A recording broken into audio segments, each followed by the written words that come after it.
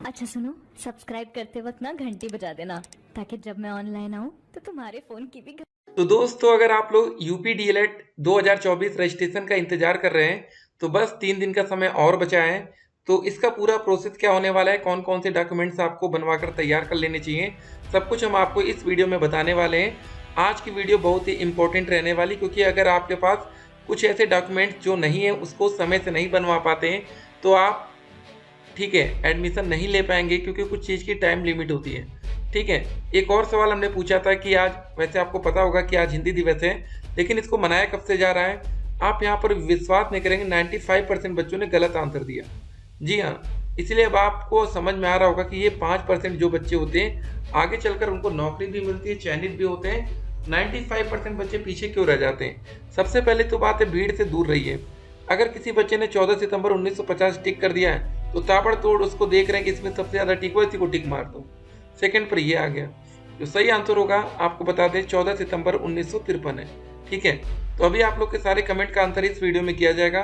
कुछ ऐसे डॉक्यूमेंट्स हैं जो अगर आप समय से नहीं बनवाएंगे तो फिर उसके बनवाने का भी कोई मतलब नहीं रहेगा। तो दोस्त यहाँ पर देखिए, पहले कौन कौन से डॉक्यूमेंट्स की हम बात कर रहे थे, यहाँ पर देखिए। जैसे सबसे पहला डॉक्यूमेंट्स आता है हमारा प्रोविजनल प्रमाण पत्र। ये आवेदन करने की तिथि तक निकाली गई नेट की प्रति मान्य रहने वाली है। ठीक है, स्नातक अंक पत्र। देखिए, इसमें सबसे इंपॉर्टेंट बात यह है कि जो आपका ग्रेजुएशन का रिजल्ट है, ठीक है, अगर आपका ग्रेजुएशन फाइनल सेमेस्टर का रिजल्ट अभी तक नहीं आया तो इसका मतलब है आपने गलत तरीके से वहाँ पर नंबर डाले हैं, जिस वजह से आपका एडमिशन हो रहा है। तो ये सबसे इंपॉर्टेंट है कि आपको जो फाइनल ईयर का रिजल्ट है आवेदन करने से पहले तक आ जाना चाहिए। उसके बाद निवास प्रमाण पत्र जो आपका लगेगा वो प्रवेश की तिथि तक निर्गत या मान्य होना चाहिए। ठीक है, पता चले कि जब लास्ट डेट आप आवेदन कर रहे हैं तब तक आपके पास, मान लीजिए कि आपके पास यूपी का निवास प्रमाण पत्र नहीं है, तो इसका मतलब है कि आपने, ठीक है, इसको बाद में बनवाई, ये सही नहीं है। तो मतलब जब आप आवेदन कर रहे थे उस समय आप ये डालते हैं ना कि हम यूपी के रहने वाले हैं या नहीं, या तो यस आप लिखेंगे या तो नो। लेकिन वो बाद में देखा जाएगा कि भैया उस डेट तक आपके पास था नहीं, तो आपने यस कैसे लिखा? तो जानबूझकर आपने ये गलती की है, इस वजह से आपका आवेदन निरस्त हो सकता है। जाति प्रमाण पत्र, ये भी दोस्तों देखा जाएगा कि उस समय तक आपने बनवा रखा है कि नहीं। ठीक है, कुछ चीजें टाइम से बनवा लीजिए, नहीं तो बाद में आपको परेशान होना पड़ेगा। ठीक है, समय निकल जाने के बाद फिर आप परेशान होंगे। अब देखिए, कुछ बच्चों के मन में कंफ्यूजन आ जाती है। पता है क्या कंफ्यूजन आ रही है? ईडब्ल्यूएस का नाम जब बच्चे सुन रहे हैं तो वो बच्चे कंफ्यूजन में आ रहे हैं। देखिए ईडब्ल्यूएस, अब कुछ बच्चे ओबीसी कैटेगरी के हैं, वो कह रहे हैं सर हम ईडब्ल्यूएस का बनवा लेंगे। एससी कैटेगरी के हैं, देखिए आप लोग खुद ही आरक्षित वर्ग में। ईडब्ल्यूएस जो बच्चे जनरल कैटेगरी से आते हैं उन बच्चों के लिए एक आरक्षण बनाया गया। जैसे ओबीसी होता है, एससी होता है, वैसे ईडब्ल्यूएस आ गया। अब हर कैटेगरी के बच्चों के पास आरक्षण है। पहले ऐसा था ना कि जनरल कैटेगरी के बच्चे कहते थे भैया हमको आरक्षण नहीं मिलता, लेकिन अब सरकार उनको भी 10% का आरक्षण देती है, 10%। अगर किसी कॉलेज में 100 सीटें हैं तो वहाँ पर 10 सीटें ईडब्ल्यूएस के लिए हो जाएंगी, या 200 सीटें हैं तो 20 सीटें ईडब्ल्यूएस के लिए होंगी। उस पर ना तो ओबीसी का बच्चा जा सकता है, ना तो एससी कैटेगरी का जा सकता है, ना तो एसटी का बच्चा जा सकता है। अब चलिए देखते हैं यहाँ पर बच्चों के कमेंट्स और उसके आंसर सीधे आप तक पहुंचाते हैं। सर मेरा कास्ट और डोमिसाइल सर्टिफिकेट जनवरी 2024 का, ये वैलिड है कि नहीं? देखिए, ये ठीक है आपका बन गया है, लेकिन कभी कभी कुछ ऐसे कॉलेज होते हैं जहाँ पर ये कहा जाता है कि 6 महीने के अंदर का लाइए। ठीक है, वैसे तो एक्सेप्ट हो जाना चाहिए, लेकिन हम कहते हैं ना कि कुछ कॉलेज अगर आपको बाद में परेशान करते हैं तो या तो एक काम करिए, सभी बच्चे एक बात सुन लीजिए कि आपको जिस भी कॉलेज में एडमिशन लेना है, ठीक है ना, आपने कोई ना कोई एक कॉलेज का मन बना लिया होगा कि भैया हम इस कॉलेज में एडमिशन लेंगे। एक बार आप उस कॉलेज से बात कर लीजिए और वहाँ बता सकते हैं कि सर हमारा 1 साल पुराना है, 2 साल पुराना है, क्या हमारा एक्सेप्ट होगा कि नहीं। ठीक है ना, पहली बात ये, अगर आपको नया नहीं बनवाना है तो, या तो अगर आपको बिल्कुल टेंशन नहीं लेना है, आपको किसी कॉलेज में आपका संपर्क नहीं है, ठीक है, ऐसे ही रैंडमली कोई भी कॉलेज लेने का मन में है, विचार कर रहे हैं, तो वहां पर आप 6 महीने के अंदर का रखेंगे तो ज्यादा बेहतर होगा। ये देखिए दोस्त, यहाँ पर बच्चे कमेंट भी कर रहे थे। ठीक है, अब चलिए अगला सवाल देखते हैं। सर 232 ईडब्ल्यूएस मुझे डायरेक्ट कॉलेज मिल सकता है कि नहीं? हमने क्लियर कर रखा है कि 235 प्लस पर ज्यादा चांस है और 225 प्लस पर भी चांस है, लेकिन उतना ज्यादा नहीं है। ठीक है, हाँ या ना दोनों हो सकते हैं। आप 221.2 ओबीसी से डायरेक्ट मिल सकता है, मुश्किल रहने वाला, बहुत ही मुश्किल। अगर तीनों साल का मिलाकर 50% है तो एडमिशन हो जाएगा। तीनों साल का नहीं निकालना है दोस्त, यहाँ पर आपका एवरेज निकालना है, परसेंटेज। जैसे मान लीजिए पहले साल आपका 50 आ गया, दूसरे साल आपका 60 आ गया, तीसरे साल आपका 70 आ गया, तीनों को जोड़ लीजिए, जितने साल होंगे उससे भाग करेंगे, 3 साल का था तो 3 से, ठीक है, ऐसे करके।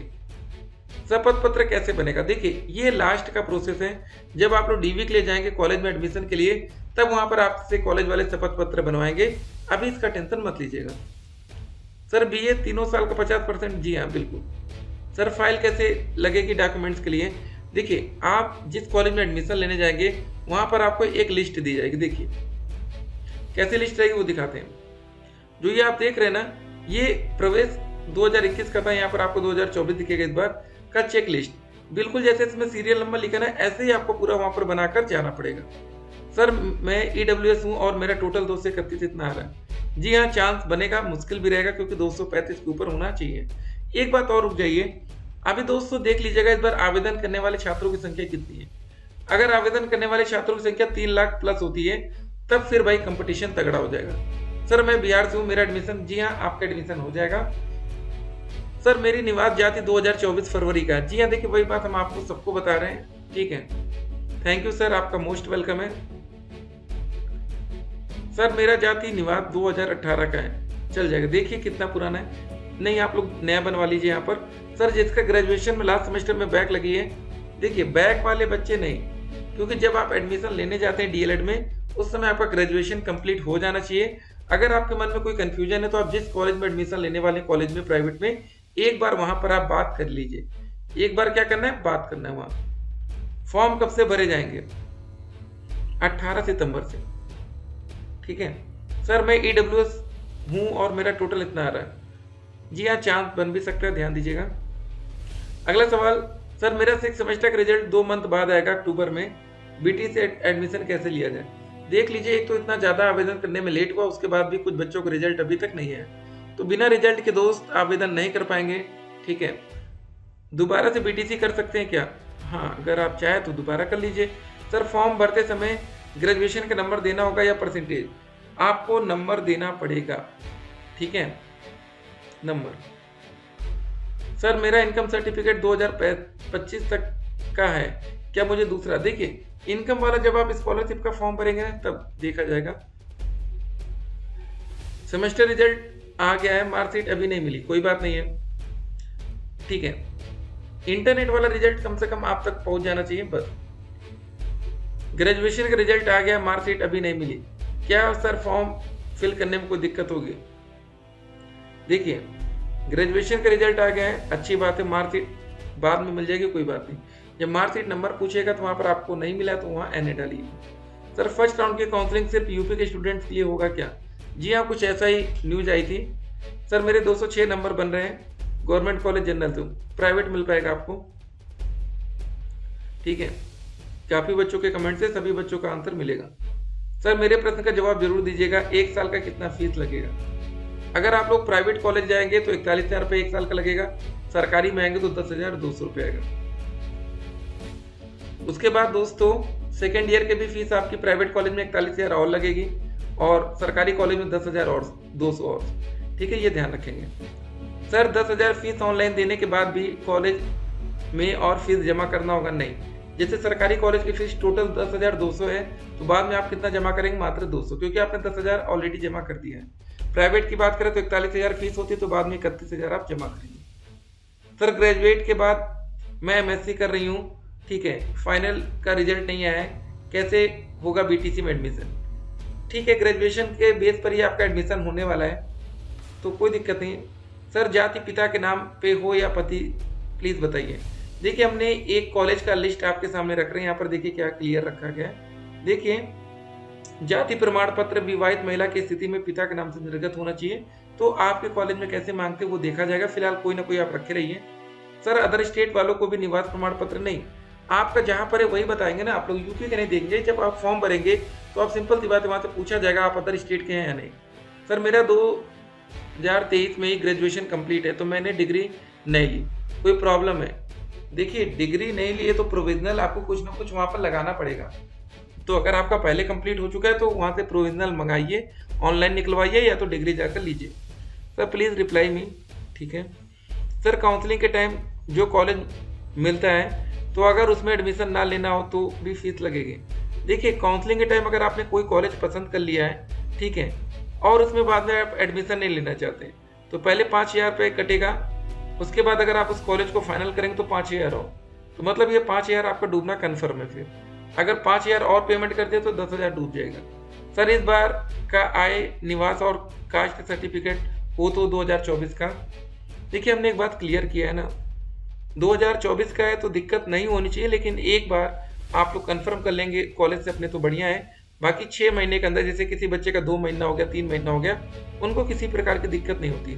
सर टीसी अभी नहीं मिल रही है कॉलेज में तो फॉर्म भर सकते हैं, बिल्कुल फॉर्म भर दीजिए, लेकिन जब आप डॉक्यूमेंट वेरिफिकेशन होता है वहाँ पर तो वहाँ टीसी मांगा जाता है, तो अपने जहाँ से ग्रेजुएशन कर रखा है वहाँ से ले लीजिएगा। सर क्या हम बिना रजिस्ट्रेशन के डायरेक्ट प्राइवेट कॉलेज में एडमिशन ले सकते हैं? नहीं, ये गलती बिल्कुल नहीं करना है। रजिस्ट्रेशन फॉर्म फिल करिएगा, 700 रुपये देने से मत डरिए, या 500 रुपये जो भी लगे। अलॉटमेंट लेटर क्या होता है सर? अलॉटमेंट लेटर वो लेटर होता है जिसमें ये कंफर्म हो जाता है कि आपको किसी एक कॉलेज की एक सीट कंफर्म कर दी गई है। आय प्रमाण पत्र लगेगा सर? ये बाद में लगेगा। सर मेरा ग्रेजुएशन 2022 में कंप्लीट हुआ है, क्या लगेगा?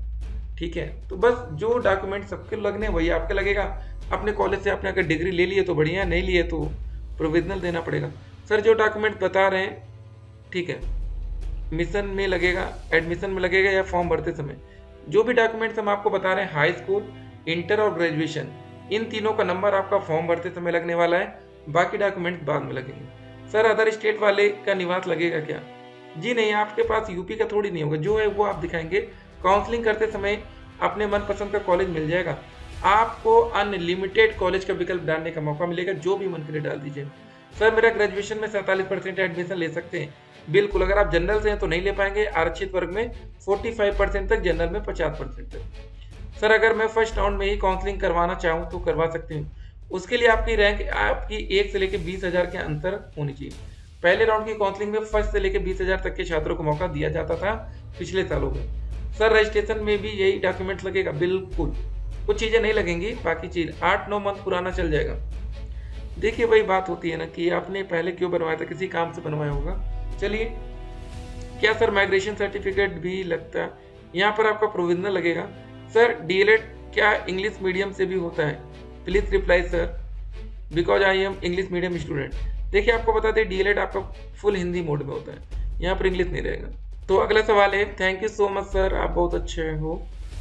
सर मैं एससी से हूँ, 223 नंबर है, तो क्या मुझे डायरेक्ट कॉलेज मिल जाएगा? देखिए हमने एससी कैटेगरी में जो सेफ जोन बता रखा है 230+, 220 से ऊपर आपको चांस बनने लगेगा।